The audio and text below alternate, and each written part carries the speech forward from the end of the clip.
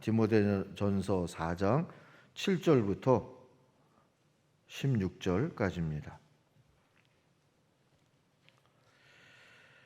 망령되고 허탄한 신화를 버리고 경건에 이르도록 내 자신을 연단하라. 육체의 연단은 약간의 유익이 있으나 경건은 범사에 유익하니 금생과 내생에 약속이 있느니라.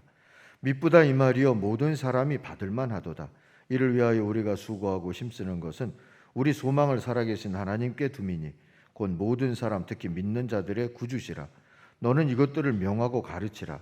누구든지 내 연소함을 업신여기지 못하게 하고 오직 말과 행실과 사랑과 믿음과 정절에 있어서 믿는 자에게 본이 되어 내가 이를 때까지 읽는 것과 권하는 것과 가르치는 것에 전념하라.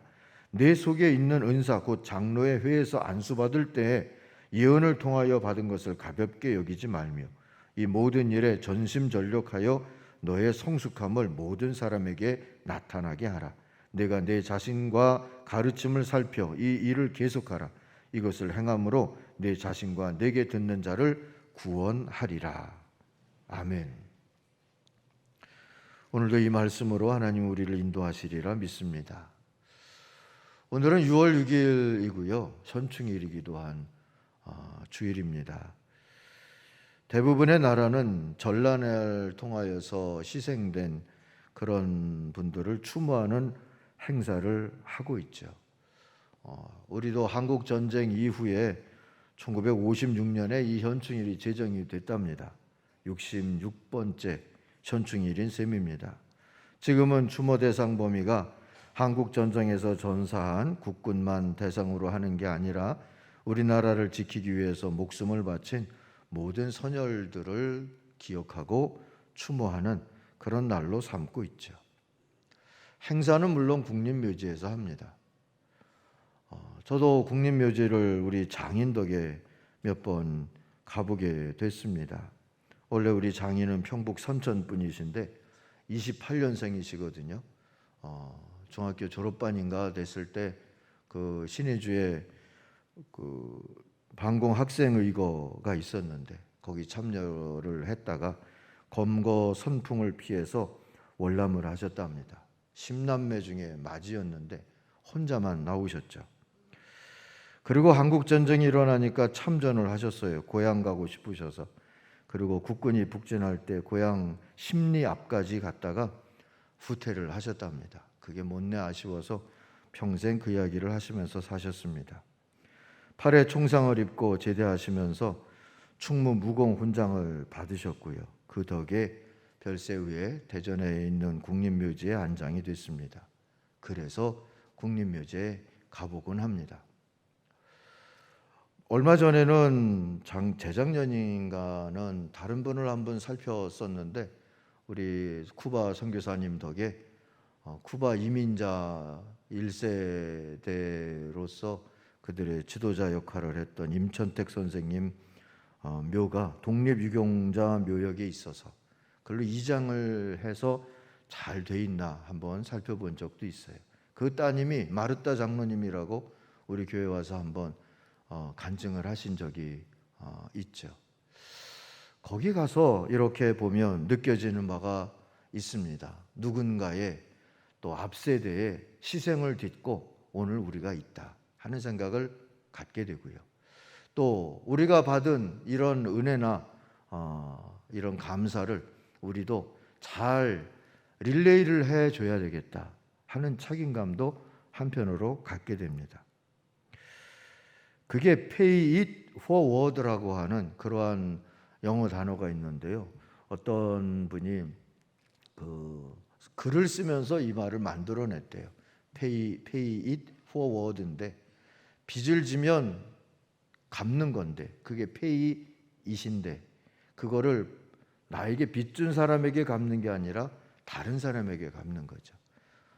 그래서 돌려주는 게 아니라 앞으로 준다 이렇게 얘기하죠. 우리가 흔히 선행의 릴레이 뭐 그런 거 하잖아요.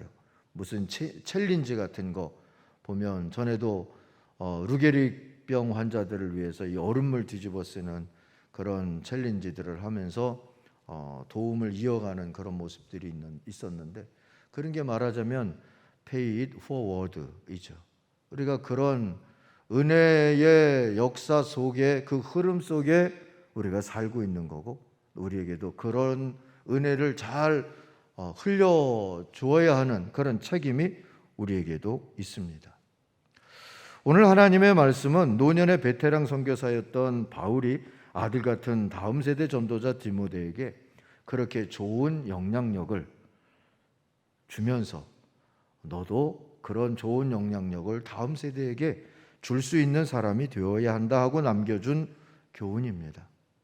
어찌 살면 우리가 그렇게 살 수 있는 것이 될 수 있을까? 오늘 주신 말씀을 경청해 보려고 합니다. 첫 번째는 경건을 위해 자신을 연단하라. 오늘 7절 말씀이 그렇게 우리에게 깨우쳐 주죠. 경건은 한마디로 말하면 하나님의 성품을 느낄 수 있는 인격과 삶을 통틀어 말하는 겁니다. 그게 경건이죠.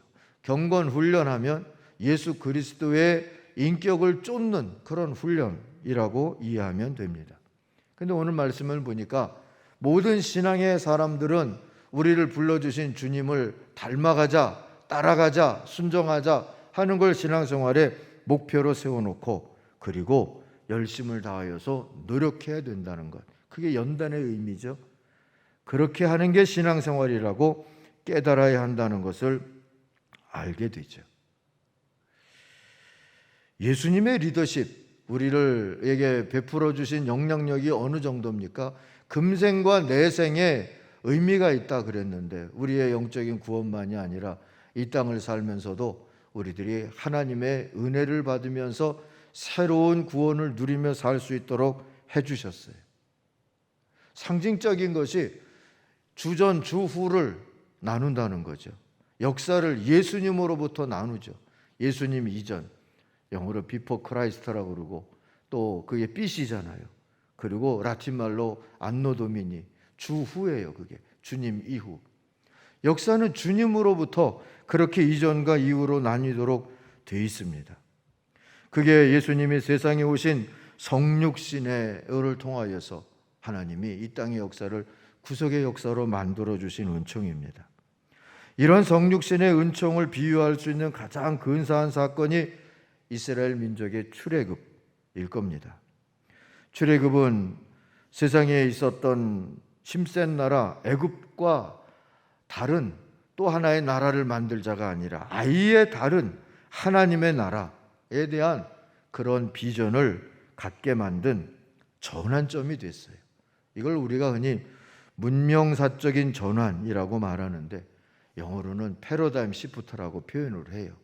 그냥 단순한 변화가 아니라 사람들이 가지고 있는 비전이나 살아가는 방식이나 추구하는 거나 이런 것들이 다 같이 변화되는 것을 우리가 패러다임이 전환된다, 이렇게 말합니다. 사랑하는 성도 여러분, 감히 우리가 예수님을 닮는 경건을 하기를 소망한다면 이런 거대한 그런 패러다임 전환을 이루어 주신 주님을 바라다 보면서 우리들도 이런 새로운 역사를 만들어야 되겠구나 하는 희망과 믿음을 품는 거라는 걸 우리들이 조금 더 엄숙하게 기억하면 좋겠습니다. 오늘 주신 말씀은 그래야 우리 자신과 우리 자녀들의 시대를 구원하는 사명을 감당할 수 있다고 깨우쳐 주죠. 그런데 이런 리더십은 기도 몇 번으로 된다거나 특정 지식이나 경험을 소유했다고 된다거나 세월이 지나가면 저절로 되는 것은 아니라고 오늘 말씀은 가르쳐 주어요. 만약 그렇게 해서 된다고 생각한다면 그런 가르침이나 그런 주장은 망령되고 허탄한 신화라는 게 오늘 7절의 말씀이죠. 이것에 대해서는 지난 금밤 때 우리가 함께 나누었습니다. 어찌해야 그러면 경건에 가까이 다가가는, 예수님의 성품과 인격과 삶에 가까이 다가가는 우리의 연단을 이룰 수가 있을까? 오늘 7절은 그저 이렇게만 깨우쳐 줍니다. 내 자신을 연단하라. 남 바꾸려고 하지 말고 너부터 바꿔라. 이런 말도 될 수가 있겠고요. 우리가 어떤 개념으로가 아니라 실천으로 내 자신의 삶 속에서 새로운 변화를 실천적이고 헌신적이고 믿음으로 순종하는 차원에서 해야 한다 하고 깨우쳐 주시는 말씀으로도 들립니다. 세상을 변화시키는 차원의 리더십과 권위가 생기려면 우리 자신을 대상으로 하는 끊임없는 연단의 자세가 필요하다. 우리가 그 정도 기억하면 좋을 것 같아요. 근데 어떤 소망과 목표를 가지고 우리가 연단을 나 자신을 대상으로 해야 할까요? 12절 말씀을 통하여서 깨닫는 겁니다. 탐욕의 흐름을 은총의 흐름으로 바꾸라는 거예요. 탐욕에서 은총으로 패러다임 전환을 시도하라는 겁니다. 예수님의 가르침을 받은 사람들이 공통적으로 예수님에게 느꼈던 감동이 복음서를 보니까 권위가 있다, 다르다는 의미로 거룩하다 그랬다고 그래요. 그런 예수님이 보낸 사도들도 어린 교회들도 세상의 기준으로 보면 업신여김을 당할 만큼 미약하고 미숙한 것이 많이 있었지만 그럼에도 불구하고 하나님의 나라의 새로운 역사를 만들어낼 만큼 사용이 되었어요. 그들에게도 어떤 권위가 있었기 때문입니다. 초기 교회와 사도들에게 보여주는 권위가 무엇이겠습니까? 오늘 12절에 보면 나옵니다. 말과 행실과 사랑과 믿음과 정절, 이 정절은 의리라고도 번역할 수 있는 단어인데요, 그런 부분에 있어서 본이 됐다는 거예요. 이 본이 됐다는 표현이 권위가 있었다, 이렇게도 말할 수 있는 표현입니다. 그러면서 바울은 디모데에게 그런 권위를 갖추도록 연단하라고 명하고 있어요. 말과 행실, 사랑, 믿음, 정절 하나하나 보기보다는 이것이 함께 있어야 된다고 깨우쳐주는, 그런데 강조점을 두고 이해할 필요가 있어요. 달리 말하자면 토탈 신앙이에요. 말 따로 행실 따로가 아니라 말과 행실이 같이요. 믿음, 사랑, 정절, 강조점이 다 달라질 수 있지만 그러나 그 모든 것이 함께 통합되어서 나타나는 리더십, 토탈 신앙, 토탈 리더십을 추구하라는 권면입니다.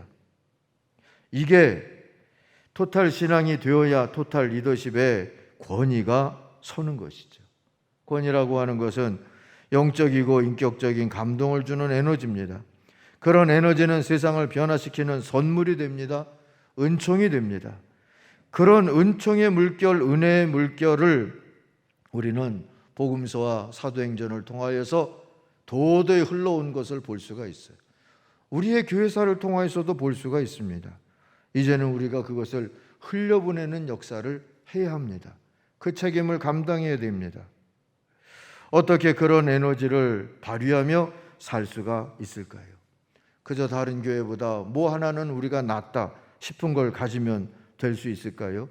남보다 잘하는 거 한두 가지가 있다 그러면 될까요? 아니에요. 비전과 방식과 스타일을 포함한 모든 게 바뀌는 그런 패러다임 전환이 우리 안에도 이루어져야 합니다. 마치 출애굽처럼, 예수님의 제자 공동체처럼, 성령 강림절 이후의 교회와 선교처럼, 바울이라고 하는 한 사람 안에 일어났던 그 변화처럼 말이죠. 옛날 축구는요, 공격은 공격, 수비는 수비가 구분되어 있었어요. 포지션이 정해져 있는 그런 축구였죠. 그러다가 전원 공격에 전원 수비, 기존의 고정적인 포메이션을 과감하게 거부하고 전원 공격에 전원 수비라는 새로운 패러다임의 축구를 들고 나온 나라가 있었어요. 그게 네덜란드입니다. 그 중심에 요한 크루이프라고 하는 전설적인 센터포드가 있었죠. 나중에는 토탈 사커라고 부르게 된 이 새로운 패러다임이 처음 나타났을 때 많은 축구 전문가들과 축구 팬들은 비웃었어요. 그런데 그 비웃음이 놀라움으로 바뀌는 것은 그리 오랜 세월 시간이 걸리지 않았어요. 네덜란드 팀은 경기장에서 11명의 선수들이 마치 소용돌이 치듯이 정신없이 돌아가는 전원 공격, 전원 수비의 토탈 사커로 월드컵에서 준우승을 2번이나 했고요. 브라질만이 세계 축구의 중심이 될 수 있다는 생각마저 바꿔놓았어요. 현대 축구의 흐름을 주도하는 그런 나라가 됐습니다. 지금 전 세계는 탐욕을 쫓는 정치, 경제, 문화의 트렌드가 이 기후변화와 코로나19 팬데믹을 겪으면서 좌초당한 그런 모양새입니다. 생산력과 자본력의 차이로 나라와 사회와 직업과 인간까지 등급을 매기는 이 경쟁과 차별의 세계화는 더 이상 지속 가능한 미래에 대한 답이 될 수 없다는 게 분명해졌어요. 다들 패러다임의 전환이 필요하다 하는 것을 인정합니다. 그러나 변화에 대한 필요성과 욕구, 그리고 기존 트렌드에 대한 익숙함이 뒤엉켜서 세계는 혼란스럽죠. 아마도 이런 혼란은 한동안도 계속될 수밖에 없을 겁니다. 문제는 교회가 이 탐욕의 트렌드를 거스르며 살지 못해온 대가를 혹독하게 치르고 있다는 겁니다. 넘어져서 신음하는 세상은 자기는 탐욕의 트렌드에서 허우적될 망정 교회는 그렇지 않기를 바라죠.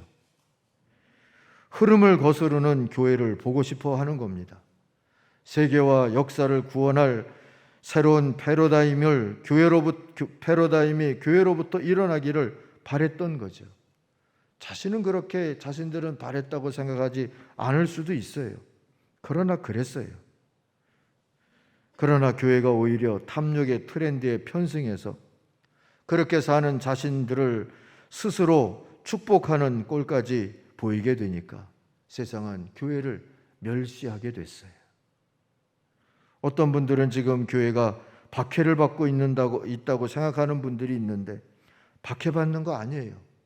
멸시받는 거예요. 그리고 그 책임은 100% 교회에 있어요.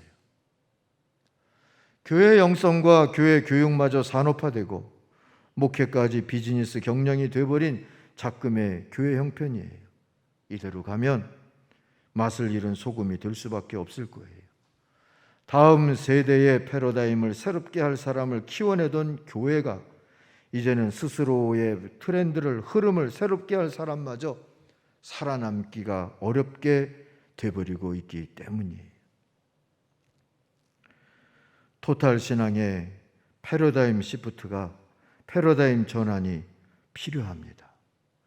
수비는 수비만 잘하고 공격은 공격만 잘하면 되던 시대의 축구처럼 세상살이는 세상살이고 교회 생활은 교회 생활이고 그런 패러다임 말고 세상살이도 신앙생활도 하나님 앞에서 하나의 소명으로 듣고 하나의 믿음으로 대답하는 토탈 신앙인으로의 전환이 필요해졌습니다. 그래야 권위의 에너지가 회복이 되어지고 교회는 탐욕의 흐름이 아니라 은총의 새로운 흐름을 만들어낼 수 있을 겁니다. 그 흐름이 무엇이어야 할지 어떻게 가야 할지는 우리가 함께 기도하면서 깨달아가고 또 순종하고 그래야 될 겁니다. 다만 오늘 말씀을 통하여서 깨닫는 겁니다. 시작은 어떻게 해야 하나? 14절 15절을 보니까 은사를 따라서 시작하라. 그리고 전심전력하라.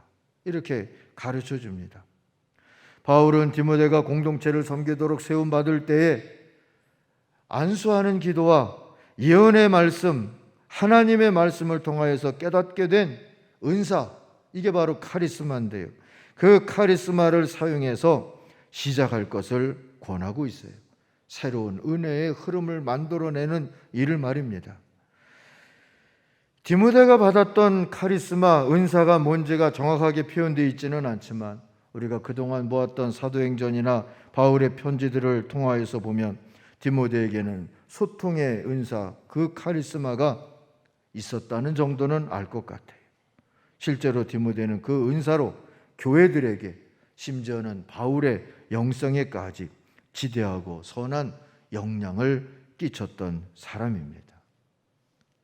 우리에게는 한국교회는 주신 은사가 뭘까요? 어떤 카리스마를 주셨을까요? 저는 그게 교회 공동체 자체와 교회의 성육신적인 참여의 전통이라고 깨닫고 있습니다. 한국 선교 초기에 인구 대비 1.5%밖에 되지 않았던 교회지만 식민지 고난의 역사 속에 성육신 하니까 리더십의 권위가 생겼어요. 리더십의 에너지가 생겼어요. 1.5%밖에 안 되는 그러한 공동체지만 사실은 이만한 공동체도 없었던 시대였어요. 그 순종으로 이 역사 속에 새로운 은혜의 트렌드가, 흐름이 만들어지지 않았습니까? 한국전쟁 후에도 가난과 절망 속에 교회가 성육신에 순종을 하니까 피난처가 되어지는 위로자라고 하는 그런 권위가 생겼어요. 봉사와 교육과 문화의 차원의 성육신하니까 교회가 인재를 양성하고 민주적인 새로운 문화를 연습하는 그러한 공동체의 권위도 생겼어요. 이것들은 토탈 신앙, 토탈 리더십의 경험들이기도 하고 은총의 흐름을 만들었던 소중한 카리스마 전통이 되기도 했습니다.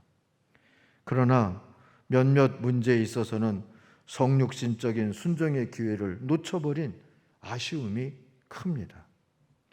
그러다 보니 성육신적 순종을 했던 일들까지도 탐욕의 트렌드에 휩쓸리고 역전돼서 본연의 은총의 트렌드마저 잃어버리는 그런 아픔도 경험하고 있습니다.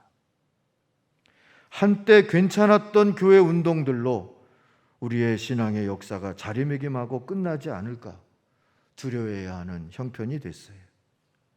이제 이 은사들을 살려야 합니다. 교회 공동체가 아직 은사로 남아있지 않습니까? 이순신의 신에게는 아직 배가 12척이 남았습니다. 한 것보다도 훨씬 더 큰 은사가 우리에게는 아직 남아있습니다. 그리고 새로운 성육신적 순종이 필요한 과제도 주어져 있습니다. 그게 기후 문제입니다. 다른 사회 문제들은 정치적 문제들인 것처럼 왜곡시켜 놓은 게 너무 많아서 그 왜곡을 걷어내는 데만도 엄청난 에너지가 필요합니다. 그러나 기후 문제는 아직 정치적 입장화가 덜 진행됐고 또 정치적으로 이용해 먹기에는 워낙 크고 급하고 전 지구적이고 어려운 문제가 됐어요.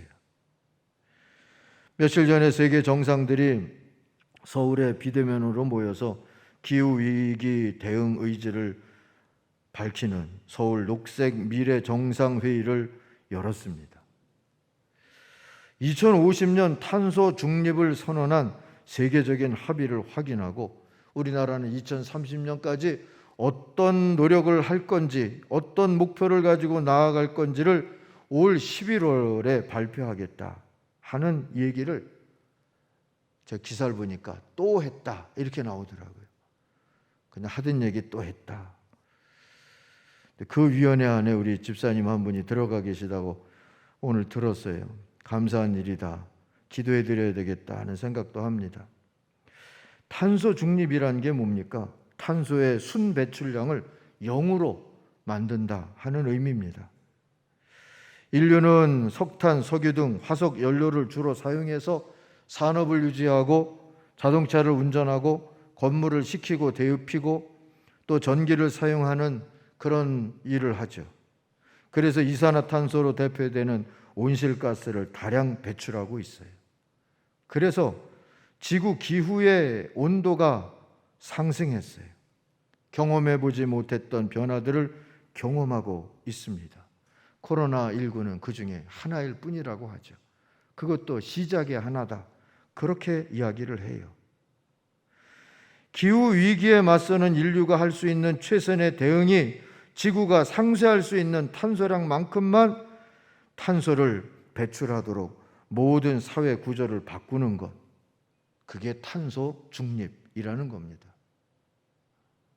갑자기 못 바꾸니까 계속 우리가 탄소를 배출할 수밖에 없는 그런 삶을 살 텐데 그걸 차츰 줄이기라도 해가지고 2050년에 되면 배출하는 탄소와 자연적으로 없어질 수 있는, 상쇄할 수 있는 그게 0이 될 수 있는 이 지구를 만들어 보자. 그때까지는 1.5도까지 이상은 더 높아지지 않도록 노력해 보자. 그게 2015년에 파리에서 모여서 기후협약이라는 것을 맺었던 그런 내용입니다.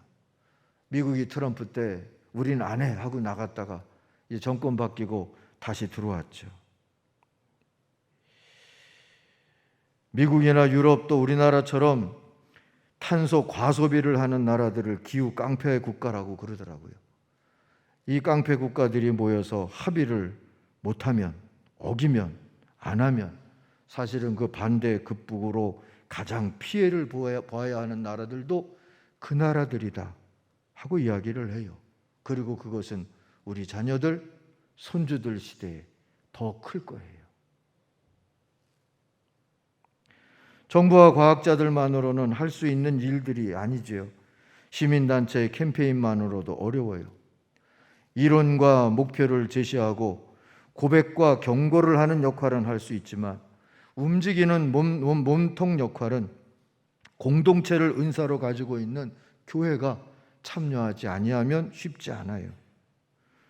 교회는 특히 사람이 창조 세계를 하나님의 뜻대로 다스릴 소명을 받았다는 믿음 고백도 가지고 있고, 성육신적인 참여와 헌신을 하면 하나님의 구원의 은혜를 금생과 내생에서 누릴 수 있다는 믿음도 갖고 있지 않습니까? 문제는 믿음 좋은 신앙인은 기도회도 참석하고 탄소 중립 운동에도 참여한다는 토탈 신앙적인 패러다임 전환이 교회 안에 일어나야 된다는 거예요. 열심히 기도하는 사람도 믿음 좋네 하고 봐야 되지만 세상 속에서 탄소 중립을 위해서 애쓰고 노력하는 사람도 믿음 좋네, 그렇게 볼 수 있는 우리의 신앙의 관점과 생각의 토탈화가 이루어져야 된다는 겁니다. 그것이 우리 시대의 경건운동이 되어야 하고, 그런 흐름을 만드는데 전심전력해야 하는 것이 오늘 우리 교회의 선교가 되어야 된다는 겁니다. 그래야 가장 큰 키를, 이 탄소 중립의 가장 큰 키를 쥐고 있는 이 산업계의 변화도 일어나지 않겠습니까? 토탈 신앙인으로 신앙화되고 자라나고 그런 성도들이 이 세상의 산업도 감당할 수 있을 때 진짜 변화는 이루어질 겁니다. 교회는 오래전부터 이 6월 첫 번째 주일을 환경주일로 정했습니다. 그러나 참여는 저조했어요. 이제는 달라져야 합니다. 한 주일만이 아니라 매주일이 환경주일이 되어야 하고, 교회 안에 여러 위원회가 있듯이 탄소중립위원회도 아니면 녹색교회위원회도 만들 필요가 있어요. 이제 앞으로의 교회 선교운동이나 평화운동은 탄소중립운동이 되어야 할 것이고요. 미래교회나 드림교회도 탄소중립 미래교회, 탄소중립 드림교회처럼 관심을 거기에 쏟아야 될 거예요. 탄소중립 선교회도 생길 필요가 있죠. 사실 고민은 많아요. 눈에 뻔히 보이는 폐기물도 있고, 더 이상은 이걸 안 만들려면 어떻게 해야 되나. 주일마다 우리가 이제 또 커피 마실 수 있으면 일회용 컵을 수없이 사용할 텐데 이것만이라도 우리가 어떻게 줄일 수 있는 방법이 없을까? 이런 고민도 우리들이 할 수밖에 없어요. 그러나 해야 하는 것 아니겠습니까? 나라를 지키고 자식들 지키는 자세와 그 사랑으로 해야 합니다. 기후위기, 사실은 기후전쟁이에요.